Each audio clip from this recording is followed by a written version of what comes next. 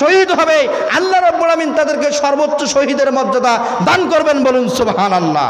আর আল্লাহ রাব্বুল আমিন রাসূল বলেছেন, এই যুদ্ধে যারা গাজী হবে তারা হবে সর্বশ্রেষ্ঠ মানুষ এবং তারাই হবে ইমাম মাহাদির সৈনিক, বলুন সুবহানাল্লাহ। কই মাহাদির সৈন্যরা গর্জে ওঠে শহীদি তামান্না বুকে নিয়ে, কুফরি মতবাদ রুখতে হলে এখন থেকে থাকো তৈরি হয়ে, আসবে এই মহাকাল, রুখতে হবে দাজ্জাল, আসবে এই মহাকাল, রুখতে হবে দাজ্জাল। যার এক হাতে থাকবে জান্নাত, এক হাতে থাকবে জাহান্নাম, এক হাতে থাকবে জান্নাত, এক হাতে থাকবে জাহান্নাম। মানুষকে বলবে ডেকে ডেকে, আমি তো তোমাদের আল্লাহ মহান।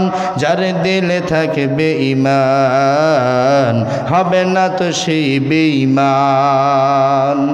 মুমিন বলবে ডেকে ঈমান নিয়ে, বুক নিশ্চিত তুই দাজ্জাল, আসবে এই মহাকাল, রুখতে হবে দাজ্জাল। আজ ফিলিস্তিন কাশ্মীর মুমিন মরছে ধুকে, একটুকু দিলে দয়া হয় না। ওরে কাপুরুষ ঘরে বসে ভাবছ হিসাব কষে, এখনো তো সময় হলো না, ঠিক না? আজ কাশ্মীর ফিলিস্তিন মুমিন মরছে ধুকে, একটুকু দিলে দয়া হয় না। ওরে কাপুরুষ ঘরে বসে ভাবছ হিসাব কষে, এখনো তো সময় হলো না। মুমিনরা হয়ে যাবে মাজলুম, গাজওয়ায়ে হিন্দ ভাঙাবে ঘুম, পদে পদে আসবে মুসিবত, চারিদিকে পড়বে পাপের ধুম। মূর্খরা গর্বে সমাজ, উঠে যাবে এলে মোলাস।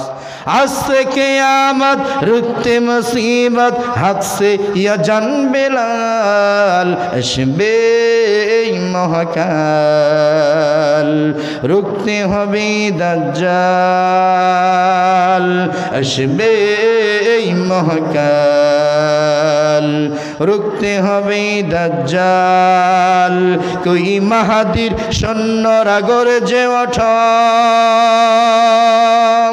শহীদি তামান্না বুকে নিয়ে, কুফরি মতবাদ রুখতে হলে এখন থেকেই থাকো তৈরি হয়ে, আসবে এই মহাকাল, রুখতে হবে দাজ্জাল। লিল্লাহ তাকবীর। মুসলমানের এই তাকবীর তো